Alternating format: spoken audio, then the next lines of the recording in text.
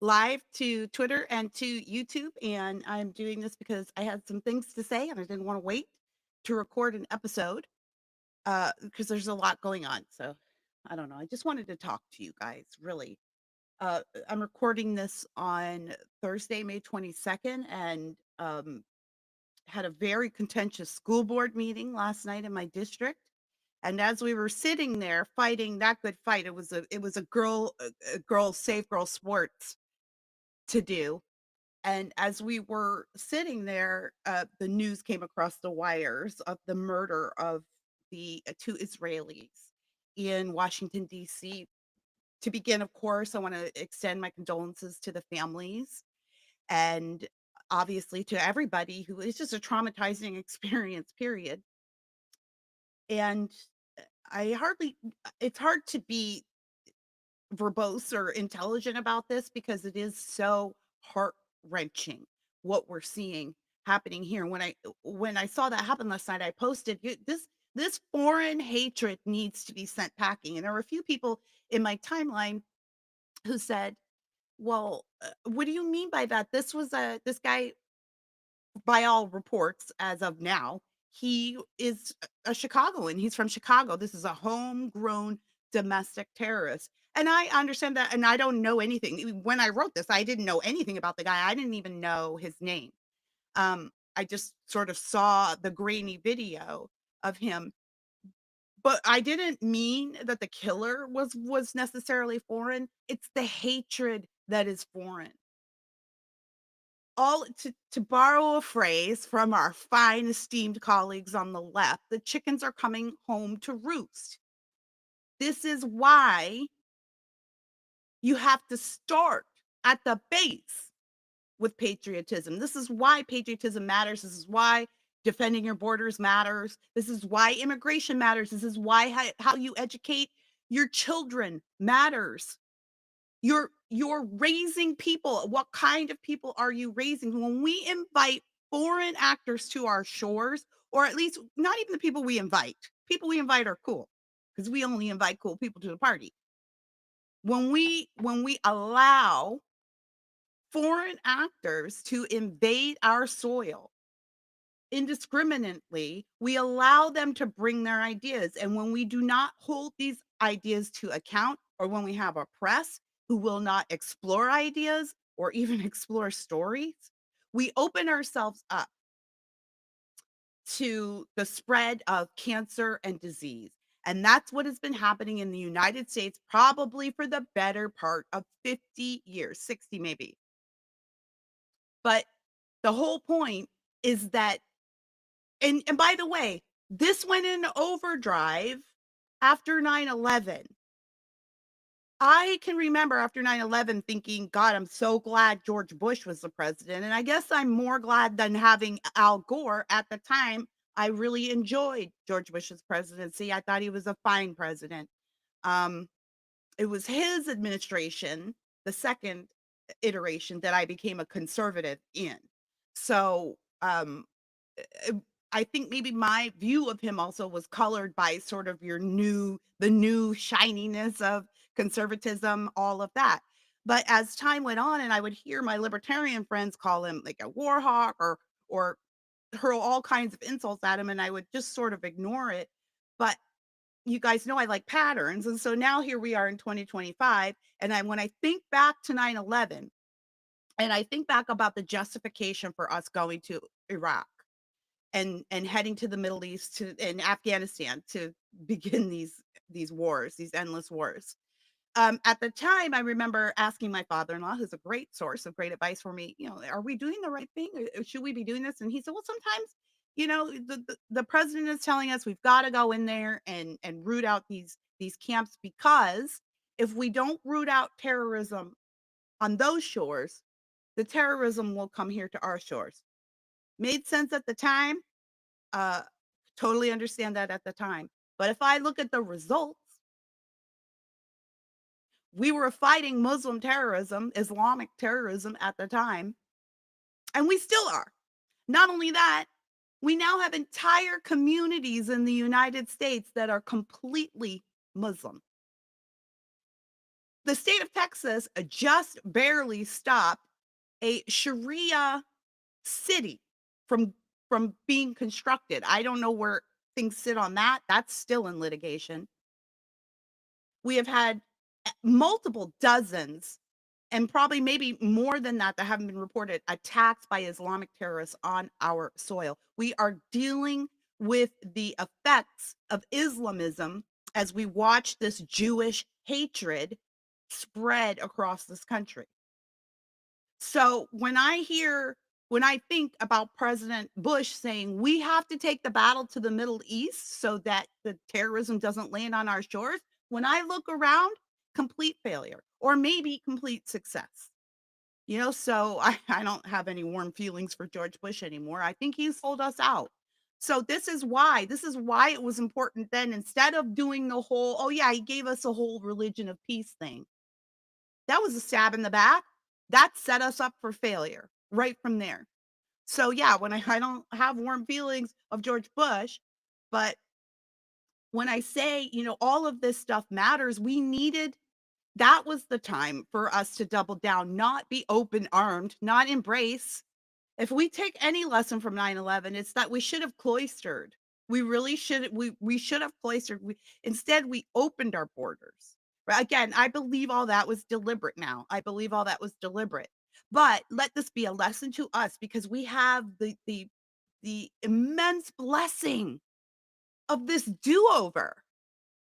I don't think there's any other word for it. It's a blessing. It's a miracle. And it's a very rare if not non-existent opportunity to really affect real change, to get it right, or at least get it right enough to where our grandchildren aren't going to find themselves in this position down the road. So I want to talk about that too. I want to talk about let me continue with this topic of Jewish hate since I'm on it. I want to say about um what happened to those 2 people that the President Trump did reinstate the federal death penalty. It was one of his executive orders, for certain federal crimes. Okay, this is a federal crime because we have the dumb hate laws. Fine, let's use them. This guy should die. We're not, and I don't say that he should die because I believe in revenge. In fact, I have written often about the death penalty, my feelings on it. I used to be anti-death penalty. I am pro-death penalty now. I don't view it as punishment. I don't even really view it as justice, but I just view it as a necessity. There are some acts and some humans who are so vile that it's important for humanity to be able to set the boundaries of what it means to be human. You should be able we should all have certain agreed upon principles of what it means to be human, the very basic level. So that's us saying you don't fit this definition. What you've done is so egregious. I think this man should be executed if he is convicted in a court of law. Now he's going to get his due process like everybody else. Um, Great, he should. And if he is convicted of the charge, I mean, there's no if here. There's no alleged. He multiple witnesses. He said he did it. He shouted "Free Palestine." Like it's not a mystery. That's what makes this even crazier. Louis the Mangione, that boy that murdered the healthcare CEO. That's what makes this so crazy. That these are young men in the prime of their lives living in the greatest country on earth. They have nothing but opportunity in front of them. Whole lives in front of them in a nation that people are dying to get to. And they're willing to risk their entire lives to change their entire lives for what? For what? This is religious. This is war. This is what I keep trying to tell you. That guy is a soldier. He's a soldier. And we have been admitting the enemy into this country for years and years and years. And the problem is we think they don't wear a uniform. They really do. I wrote an article on my Substack about it. They really do wear uniforms, right? There's different classes, right? Boomer classes, female short gray hair and ill-fitting jeans and Birkenstocks. That's the female uniform. The Gen Z uniform is overweight, blue hair, ripped clothing, septum piercing. Like, it's always the same, and I know people always like to joke about, "Oh, they look the same." That's not an accident. They look the same because it's a uniform. Now, don't get me wrong, I don't think most of the especially the kids, I don't think they know that they're wearing a uniform or that they even know that they're soldiers. But this is why it was important for the FBI to follow up with James Comey. We have a president who's suffered, at least that we know of, 2 assassination attempts. One almost took him off this earth. And we know that there are all of these people out there, the sloped roof shooter, the guy who hid in the bushes, this guy who murdered the Israeli couple, or the guy who murdered the healthcare CEO. You have all of these people out here, and they're doing inexplicable things. It's not like that case in Texas with the teenagers where there was a fight and it was just impulsive and somebody popped off. These people are looking for ways to battle. So then you have Comey who posts this message on social media, 8647. Now a lot of people have used that. A lot of anti-Trump people have used that. And they did when he was president the first time. 8645, I think, was a thing too. So understandably, yes, it's just a sort of a pithy, middle finger. I get it. It's expression. But the FBI posting a social media post, knowing that we have these soldiers out here who have been informally trained to be activated or triggered, as the left calls it. What do you think trigger means? That's activation. Trigger me, activate me, right? So if you're part of the tinfoil hat society like I am, then yeah, you might look at that as coded messaging. Go time. It does need to be followed up on even if it's just James Comey being an asshole, because it's more than that. It's deeper than that. We've allowed this hatred on our shores, but I've said for years, I've always said this. I've always even when I was a liberal, I've always said that you can't let Jewish hatred creep in to your society, your club, your group, whatever. You can't do it because I don't care if you don't like the Jews. I don't care if you think they don't deserve their own homeland or they don't deserve to defend themselves against the savages around them. I don't care. At the very least, we can all acknowledge that wherever Jewish hate exists, society crumbles into chaos and war. It's never a good sign. There's no place that has just sort of rid themselves of the Jews that has been rewarded for that greatly. You know who has been rewarded for welcoming them is America, really, and of course the state of Israel. But I understand that there are differing views on, how they protect and defend their own homeland in the Middle East. Fair enough. Fair enough. But I think we can all agree that wherever we see Jewish hatred allowed to thrive, it always spills over into other kinds of hatred. It's not about the Jews. It's about freedom. It's about liberty. It's about God, who is freedom, who is liberty. It's antichrist. And I know that sounds um like an oxymoron for my Jewish friends, but of course we believe in the one God in three parts. But so I just want to say that it's really important that we stand strong, that the law take the strongest possible approach to this, and then we as citizens, as community members, we need to take a strong stance as well. We know he's going to be martyred on his side of things, but we need to understand what's happening here. And stop asking questions like, why is this why are these kids just so hateful? They're not kids. You need to stop looking at these people as young people or that they're very upset. These are soldiers and we are at war. I don't like the way things are going, but this was inevitable. That we told you this in 2016. I think that's when this podcast started. Not long. Not, I do this podcast for a long time, maybe 2018. But we told you this back then. This is what my whole podcast is about. speaking to people on the other side, and I told you all then, I said, "If you don't if you don't stop this right now and start applying your biases, your opinions, the law equally, it's going to come back and bite you because you're not always gonna be in charge. You're not always gonna have control of things, and that's gonna be bad for everybody because our country works best when there's a balance, and if we remove the balance, and yes, that means if we remove the left, we don't have the balance. We need our Democrat partners to be sane so that the country can work.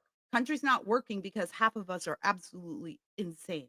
So my heart goes out to the family of the 2 murdered Israelis. My heart goes out to everyone affected by that, to our whole nation, and I just wanna state unequivocally and clearly, that I absolutely, of course, condemn this murder, but condemn the stalking and harassment and abuse of Jewish people, Jewish students on their campuses, anywhere here in this country. I stand with my fellow Americans and I stand with the Jewish community. And I think we all have to. We have to. It doesn't matter how you feel about the Jews. We have to because that will make all of us safer. This is a war on our shores. It's foreign hatred. This is not hatred. How do I put this? This isn't the American variety of hatred. It feels for it, again, I don't say that to say we don't have hatred here in America. I'm a black woman. Okay, I know, I get it. We have hatred here in America, obviously, but it's ours. It's the same way when you're arguing about the criminal illegals and Democrats will say, "Well, don't Americans commit crimes? Americans murder." Okay, yeah, we know. We have our own homegrown criminals. Thank you very much. We'd like to deal with them without having to deal with the foreign ones that come over our border illegally. So same thing with the type of hate. We'd like to deal with the type of hate that is in our borders, that is familiar to us and that we have a systematic plan to attack. We don't want the foreign hate. We don't want any of it. But let us deal with the hatred that we've had to deal with as a nation that is ours and ours to solve. But don't bring us this mess. But thanks to George Bush and a lot of Republicans and obviously Democrats, but a lot more Republicans than we'd care to admit. Thanks to them, we are dealing with this on our shores. This foreign hatred is on our shores. It's in our schools. It's at our workplaces, and it's waiting outside our synagogues. All right, I'm going to transition into why I'm looking at my notes here because I don't want to get too carried away. I'm just ranting. Why the Biden story isn't going to go away. This is it. I'm going to make a couple of predictions and we'll see if they come true. But one of the things that I predict is going to happen is we are going to get into the nitty gritty about what happened in 2020. Don't think for 1 second that Donald Trump, although he did take to the podium on Inauguration Day and give a message of unity, don't think for 1 second that Donald Trump does not understand what unity will require. Unity requires justice.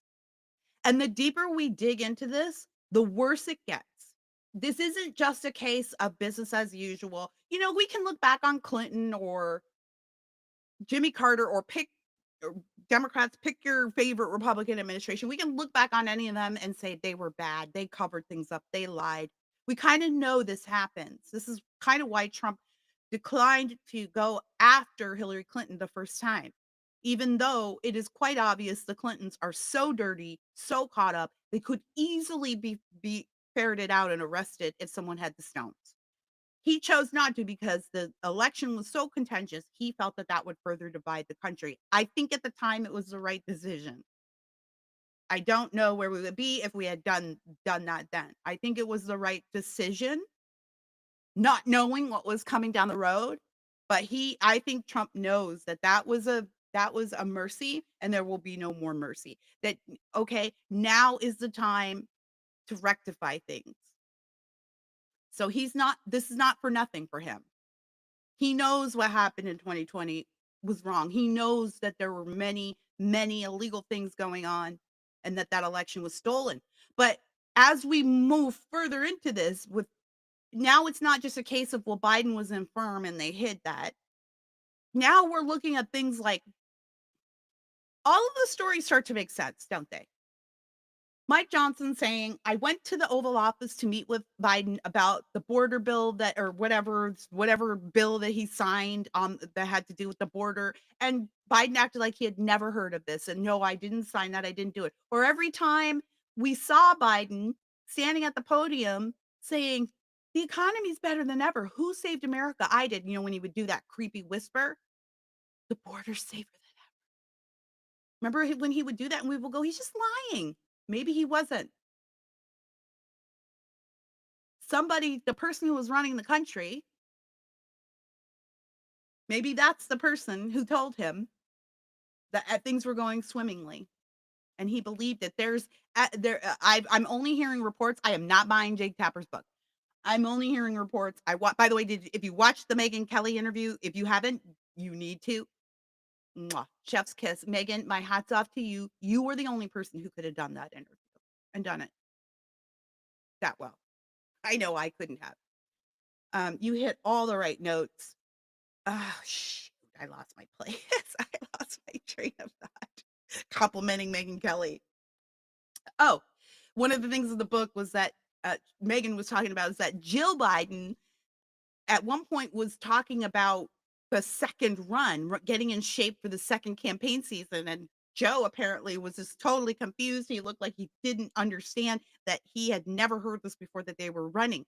And then given A, the cancer diagnosis, B, all these books coming out, C, now suddenly people are asking who was signing all those executive orders and all those bills. And then to realize that Jill Biden, she still has Joe trotting around out there making the TV show circuit. If this isn't elder abuse, it really is. I'm only laughing at that because I think Joe deserves it. He made the bed that he's laying in, but that doesn't mean I don't have any compassion. Of course, it is cruel, but it's a cruel, evil family. That's how they've set their family up. So now the chickens are coming home to roost for the Bidens too. A lot of you, whenever I talk about this and whenever I say there's a lot that's coming out. There's going to be an investigation. It's probably a going on right now, actually.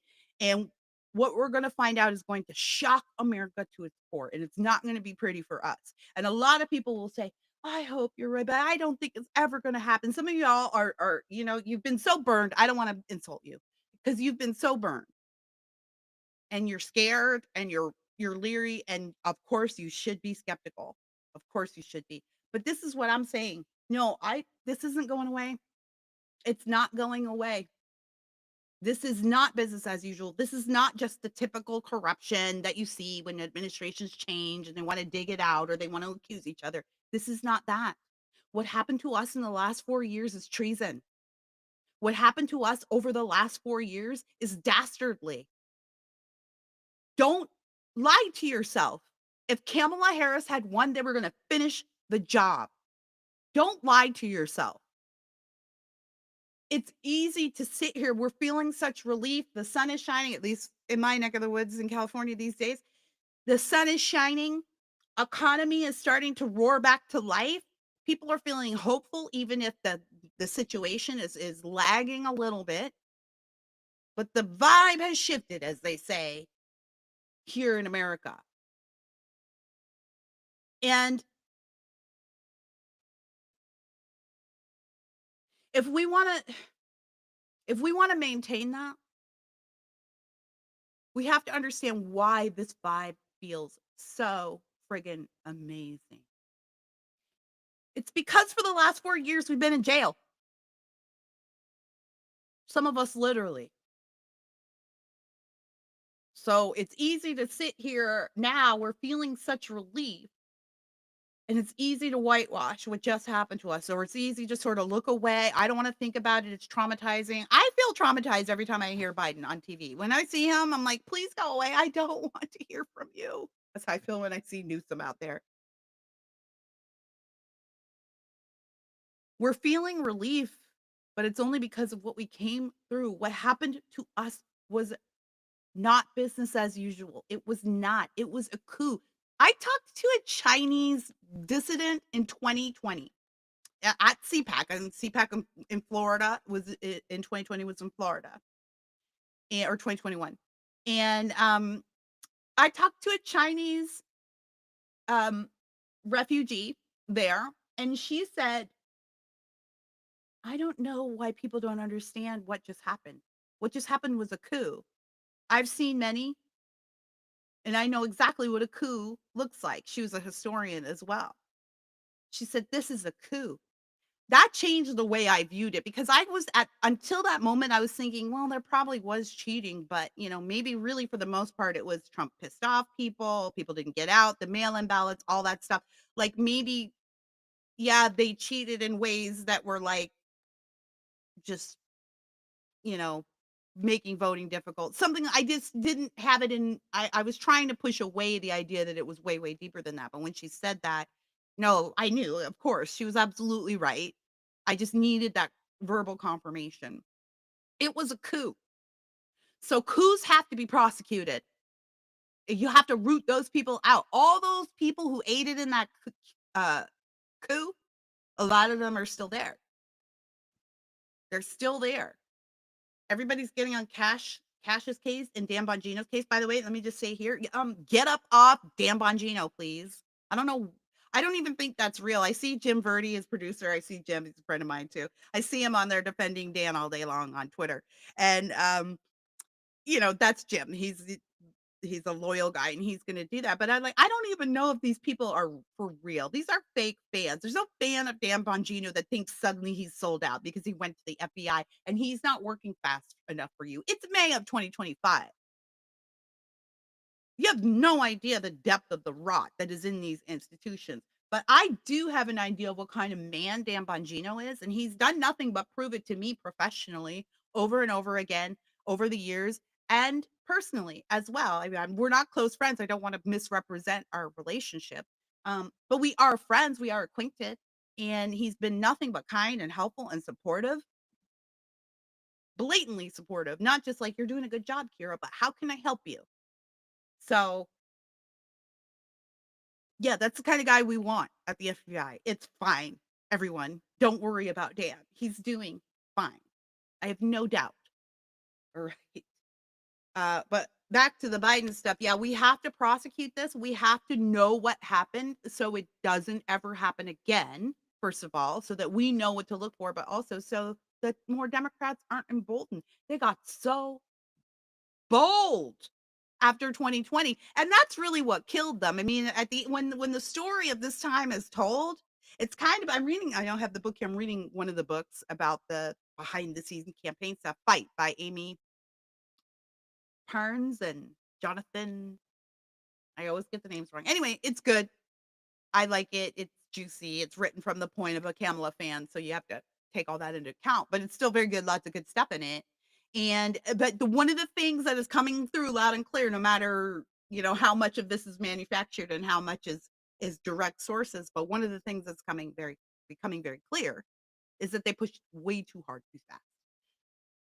They got cocky, but that's what happens, right, when you let the young people run your policy. They don't have enough life experience. They might be really smart. That's not the case. That's not the problem. They don't have enough life experience to know, you don't know when to push, when to pull back. So they had the kids in charge. The kids pushed way too hard. The kids thought that America has just been waiting for someone to be bold enough to force them to be socialists, and then they would love it.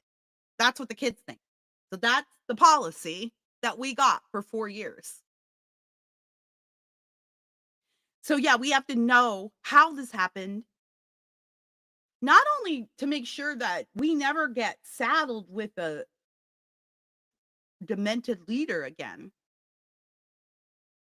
with nefarious staff around him. Not only for that, but we need to clean this up. We need to clean up the election system. We need to clean up the way we tally votes. And I think if more Americans are privy to what happened in 2020, I think you're going to get more Americans on board with the idea of securing our elections, because that narrative of, well, voter ID is racist has been very strong until now. I'm gonna talk more about this probably next week on the podcast, black fatigue. I'm gonna pop by Jesse Lee Peterson's show, and I have no idea what we're gonna talk about, but I'm pretty sure black fatigue is gonna come up. It's a thing. It's unfortunate, but black people, I think it's our fault. I tried to tell y'all. I tried to tell you all, but don't nobody want to listen to Kira. I just get accused of being a white girl. I get accused of being married to a white man. That's the first thing everybody. I bet you're married to a white man. It's like every black talking head on the left is married to a white person. I'm not married to a white person. Not that it matters, but I'm not. My husband's black. The dog is white. The dog is white. So I don't know if that. Sometimes I wonder if she knows. I, I do. No, I wonder. I sometimes like, I wonder if my dog knows she's black. Like she's just wandering around here, Orange County, like she's a regular old Orange County dog, and she's not. She's black. She doesn't even know it. Um, we will prosecute this case of the Biden administration. It's not going away. And I understand now I see that's why Jill Biden is dragging him around. She's got to make some money. I hear she's going to write a tell all, and she should, because she's got to make some money. And guess what? Jill's petty. Jill's petty AF. So that book I will buy. I'm going to give Jill Biden my money, not Jake Tapper. Jill Biden will get my money. And I'm going to read that book because she's going to be out for blood. So I can't wait to hear what she has to say about Nancy Pelosi. This book I'm reading says that the Bidens are very angry with Nancy Pelosi, very angry. Um, and they still have a lot of power and influence. So we'll see how that goes. Uh, I think we are going to see a reckoning. I think it's coming. And I know a lot of you out there are looking forward to that. And I'm not. It needs to be done, but I think it's going to tear this country apart. Ultimately, it'll be better for us because we're going to rebuild in the image of our founding fathers, what they really imagined this country could be. That's what we're building now. And I see it. I hear it when President Trump speaks. I know I sound like a stand, but I hear it. When he was with the South African president yesterday morning and he wheeled in that TV like it was the last day of school. You're going to put on a movie. He wheeled in the TV. He's like, Nancy, turn the lights down.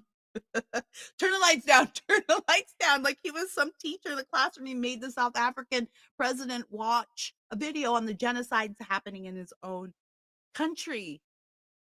No, this is not business as usual. Trump knows what he's doing. This is a reset in the best way possible if we're willing to suffer through the discomfort of some of these things a little bit longer. I truly believe that. I don't want to discourage the skeptics. I don't want to discourage the people out there who are, taking Trump to task on everything. I don't, because I think we need you. I think people do need to be skeptical. It doesn't serve us if everyone's just a big old fan and then they're like, oh, everyone loves what we're doing. We don't have to be accountable anymore. Okay, fair enough. So I don't have a problem with the naysayers out there, the people who are intellectually curious and don't necessarily see things the way I see things. We need you. Great. Be out there. We need your voices. Totally support you. Um, I'm not one of those people. I think we do. I think as a mother, I think if this were, if I would like just condense this into how this would work in my household as a mother, um, I'd be working to squash the future events. Right? I'll give you this example, and then we're gonna go. When my son was about 3 or 4, so through that toddler stage, um, I just was so tired of disciplining him. I just felt like I was giving out whoopings every day. For white people, a whooping is a spanking. We still do that in the Black community. And I told my parents, my father-in-law and mother-in-law, Victor and Faith, whom I love dearly and respect greatly as parents, and who always have great advice. I was at their house with my son, and he cut up. He did something crazy. He did something he definitely shouldn't have done. And I didn't. I was like, please don't make me spank you. Like, gave him a little tap, and then I started crying. I told my mom and dad, I said, I feel like all I'm doing is disciplining these days. Like, I feel like that's all I do. And they say, "Oh, no, don't give up. Stay the course. What you're doing now seems hard, but it's going to make the future easier for you and for your son. You got to put in the work now so you don't have to put it in later when it's going to be way more difficult." Because I love and respect them so much, even though my brain could not make sense of that, I followed their advice, and I am so glad I did because what you find out, ladies and gentlemen, is your kids outgrow you. I'm now the shortest person in this house. I am now the weakest person in this house.